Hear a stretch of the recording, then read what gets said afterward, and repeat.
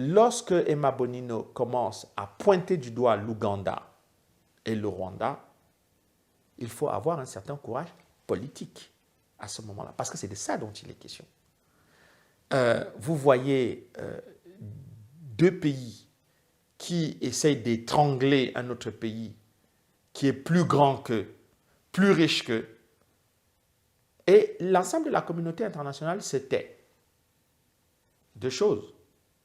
Ou bien l'ensemble de la communauté internationale est complice, ou bien c'est elle qui pousse ces gens à aller attaquer le pays qui est la RDC.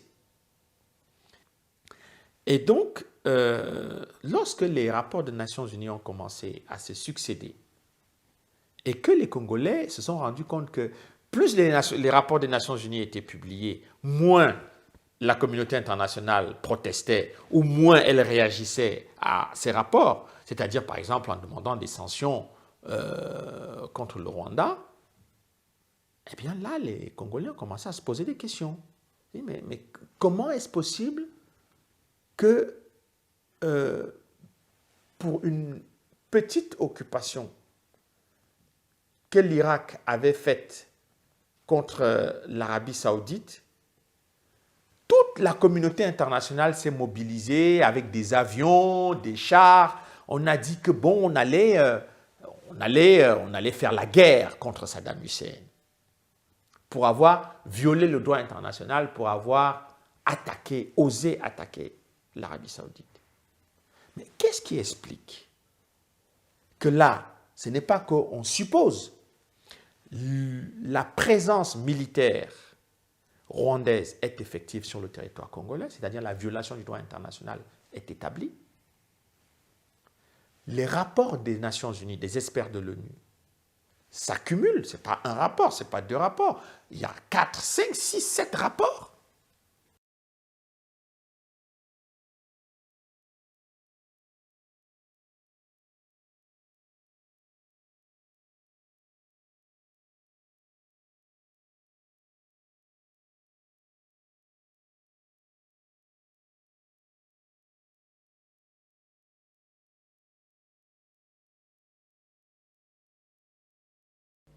Nous avons vu arriver les opérations de maintien de la paix, de stabilisation de la paix, de sécurisation des populations, d'accompagnement des plus faibles, des plus démunis, des plus vulnérables, etc., etc.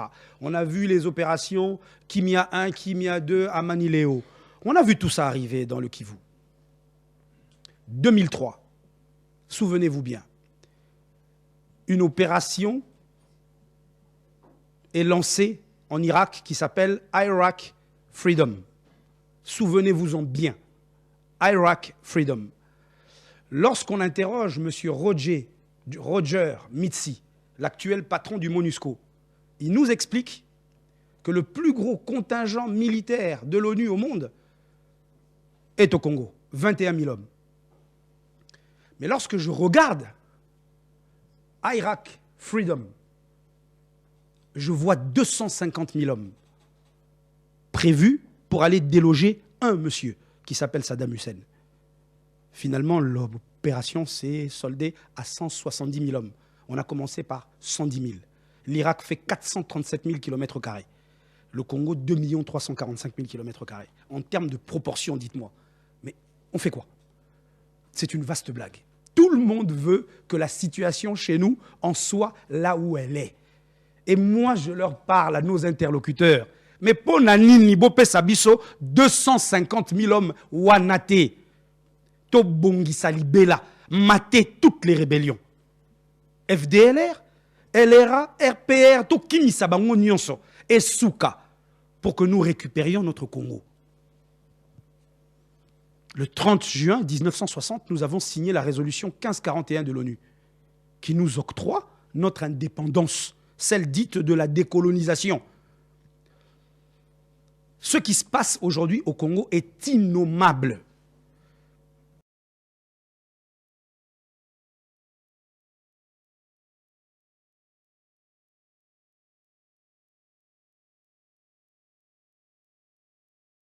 J'ai un message pour M. Roger Mitsi. M. Roger Mitsi, c'est l'actuel patron du MONUSCO. Il paraît que notre pays, à l'heure actuelle, compte le plus gros contingent au niveau mondial par rapport à Yabato Baza. Le contingent Yabato ONU, il paraît que Baza 21 000. Ce qu'on a nulle part au Kouta Mboka Oyo, Bazali plus que Congo. N'est-ce pas, hein? La question.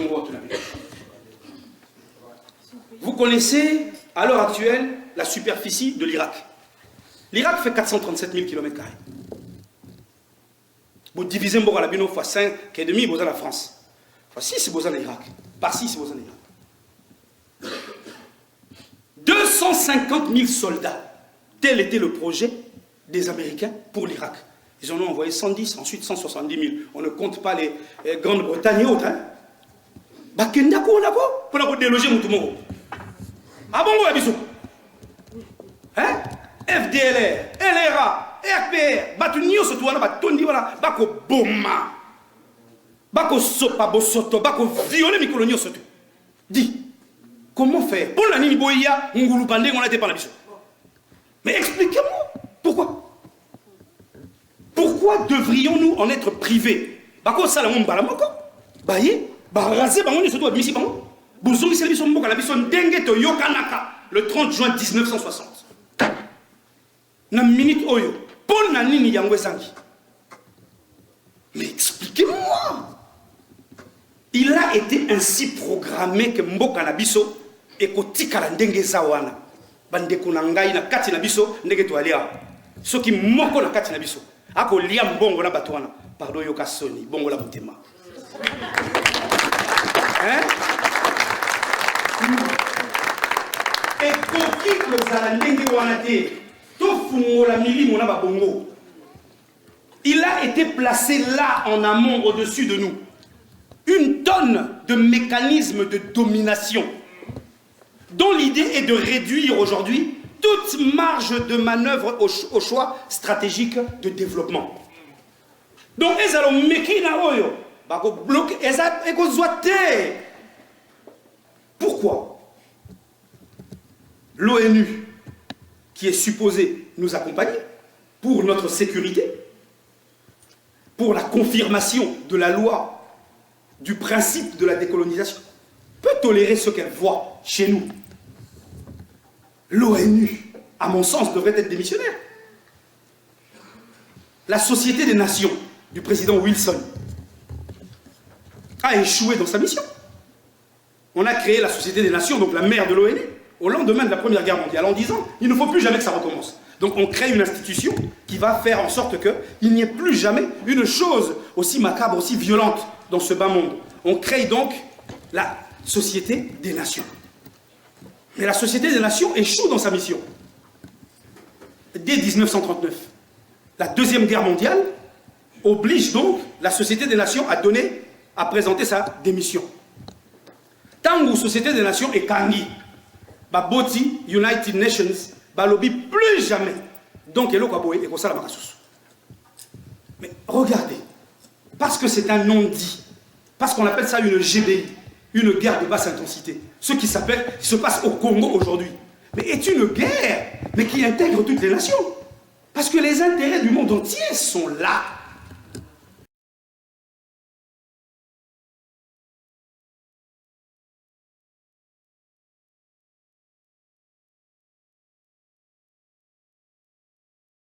Sur les routes dans un processus de conscientisation depuis 2009 et entre autres activités, nous inspirant du rapport Mapping 2010 de l'Organisation des Nations Unies, nous avions les 27 et 28 mai